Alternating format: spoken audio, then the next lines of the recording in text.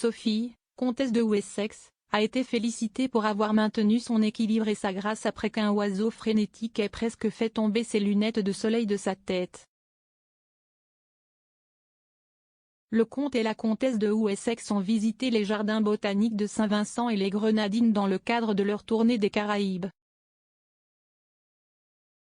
Là, Sophie et le prince Édouard ont pu jeter un coup d'œil à l'oiseau national de l'île, l'Amazona guildii. Et Sophie a même eu une rencontre rapprochée avec un exemplaire amical, qui a volé si près de sa tête qu'il a presque fait tomber les lunettes de soleil qu'elle portait au lieu d'un serre-tête. La comtesse n'a pas tardé à attraper ses lunettes de soleil et à partager un rire chaleureux avec ses hôtes et son mari après avoir réalisé ce qui s'était passé. Les fans de Royal sur Twitter ont félicité la mère de 2 enfants pour sa réaction chic à l'incident amusant. L'une d'elles, Annie, a écrit sur la plateforme de médias sociaux, « La comtesse est tout simplement magnifique.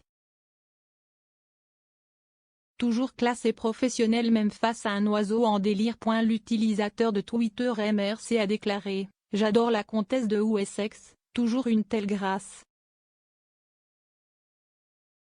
Un si bel oiseau. » Missy Loulou a écrit « J'adore, comme si esti mignon. #RoyalTour. » Anne-Marie Reynolds a tweeté « Je l'ai gardée au frais et j'ai rigolé. » De même, Evan Einstein a écrit « Elle est si gracieuse. La façon dont elle agit était si majestueuse. » J'aurais crié et commencé à chanter des prières. Sophie et Prince Édouard entreprennent actuellement une tournée dans 3 îles des Caraïbes faisant partie du Commonwealth. Le voyage a commencé vendredi, lorsque le couple est arrivé à Sainte-Lucie et a été accueilli par le Premier ministre de l'île, Philippe Pierre.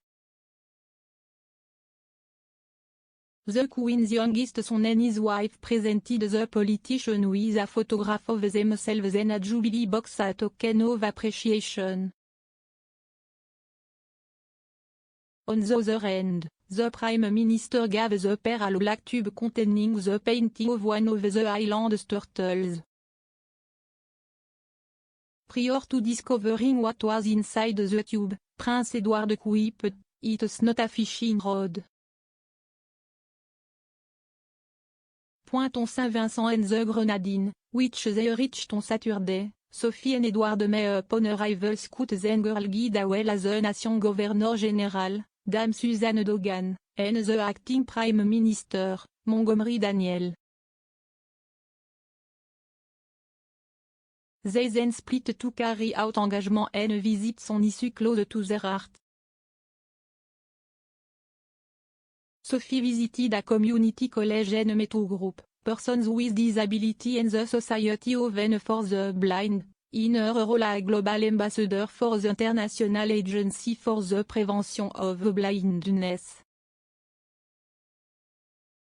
Edward may Commonwealth Games athletes ahead of the Games to be held in Birmingham this summer. Despite the harms they are experiencing through the tour, the Wessex Tour is also being marred by demands for slavery reparations and protest. As Sophie and Edward traveled to Saint-Vincent and the Grenadine Government House, some activists lined up and displayed banners reading "Down with Neocolonialism and Compensation Now." The Antigua and Barbuda Reparations Support Commission issued a blistering open letter in which they urged the royal couple to avoid phony sanctimony over slavery, in a thinly veiled criticism of statements previously made on the issue by Prince Charles and Prince William. The letter read, "We're the phony sanctimony of those who came before you that these crimes are staying on your history. For us, they are the source of the genocide and of continuing deep international injury, injustice and racism. We hope you will respect us by not repeating the mantra. We are not simpletons.